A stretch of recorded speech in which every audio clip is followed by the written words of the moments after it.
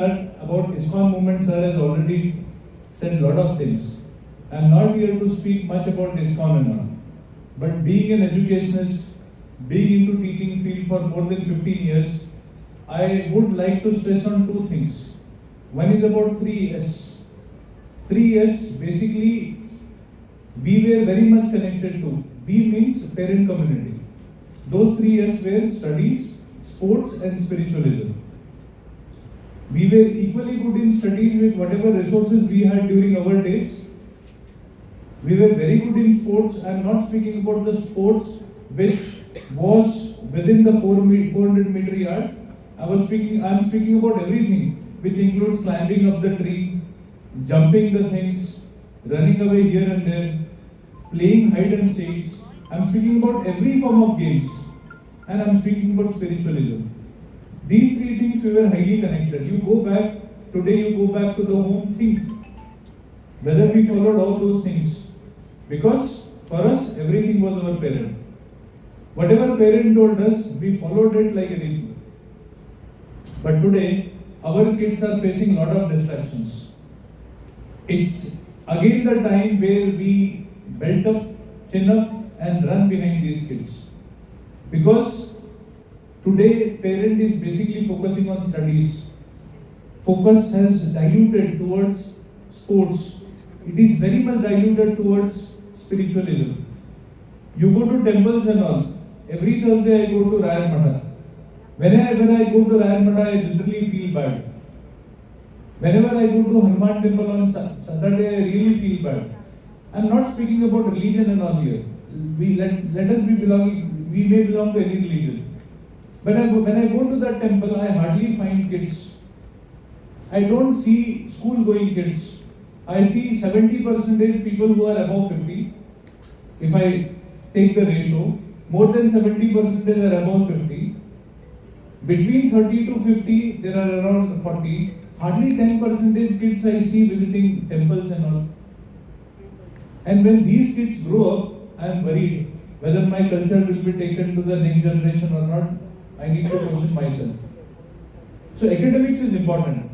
Nobody says academics is not important. But something which relaxes our brain, which makes us fit and fine is spiritualism and sports. Sports is a divine power. Divine strength is spiritualism. As Sir was saying about Sunita Williams, at the end of my speech I would like to give an anecdote. Apart from that, why I am stressing more on spiritualism, today wherever you go, they say about soul and mind. There is only one thing which connects soul and mind, that's spiritualism. At the time of examination, the kind of stress we will have a lot of vibrations in our brain.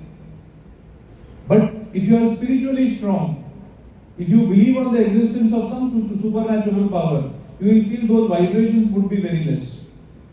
Within your society, you can just find the person who is spiritually very, very strong. I am not saying he should be completely dedicated 24/7 doing puja, no.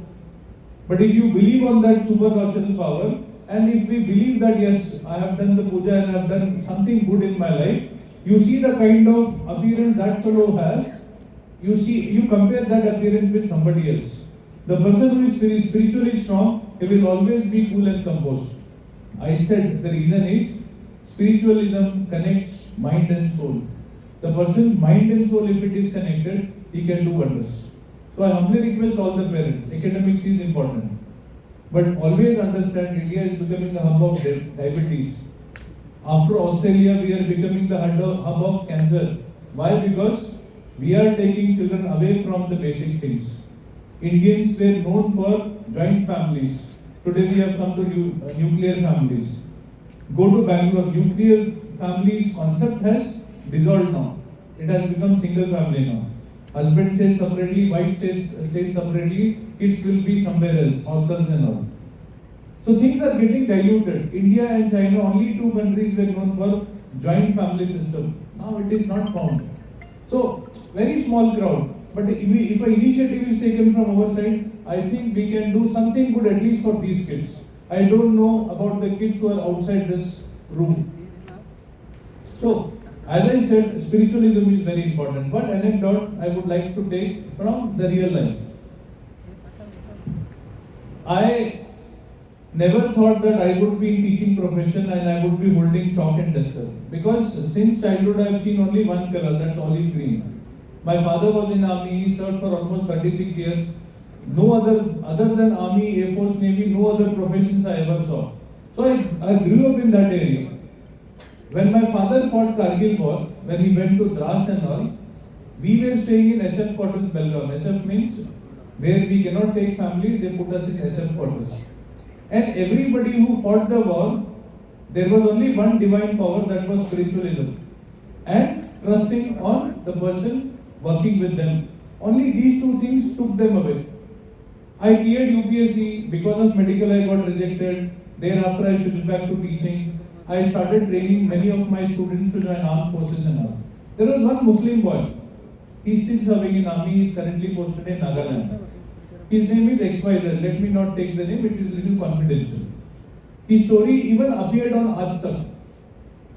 I think 2-3, maybe before COVID, when I was speaking to him, I asked him, "Bhai, सब ठीक है? कहाँ हो?" तो बोला, "साहब मैं अभी कश्मीर में हूँ." Then I said, "No, I heard about you in the TV. What was that incident? Can you tell?" He said, "Sir, मैं आपसे बात करता हूँ, शाम के टाइम फोन लगाता हूँ."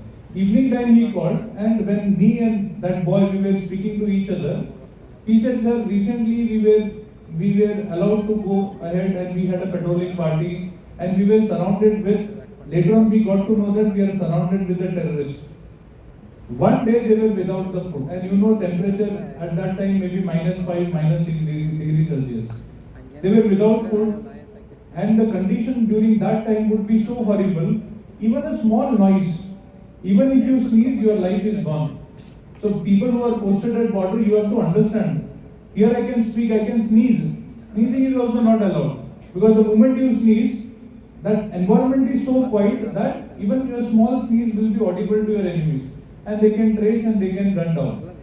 So this fellow was a captain, young boy of 24-25-year-old. He had around 15 boys under him. One day they passed, second day they passed, third day everybody was hungry. All his men whom he was commanding, all were hungry. And even their, what I can say, stamina or their courage or whatever they had, that high level pitch, everything went down. This Muslim boy felt that men under my command, they are losing their energies. They are losing their focus. You know what this boy did? He chanted Hanuman Chalisa loudly. He said, "Jai Hanuman Gyan Gun Sagar." I think everybody know. And the kind of Josh the men under him got, they just got up, neutralized all the terrorists, and this had come in use. What do you call this? Yes, his tone was connected to spiritualism. That's why I said, mind and soul, if you want something to be connected, that's spiritualism. So I request all the parents, academics is important. Nobody says academics is not important. We have to produce doctors, engineers, IAS officers, everything need to be produced. But physically fit, spiritually strong. If such kind of people are produced and given to the society, then they can take this nation to the next level. Or else even at 2070, 2080, we will keep calling ourselves as developing nation. So I hope that my parents, including I am a parent, I will definitely follow. I also request parents to follow these three things. With that, I thank Reddy sir for giving me this opportunity, Swamiji for giving me this opportunity, and I was fortunate enough. Last time this program was hosted by me when I was working with NPS.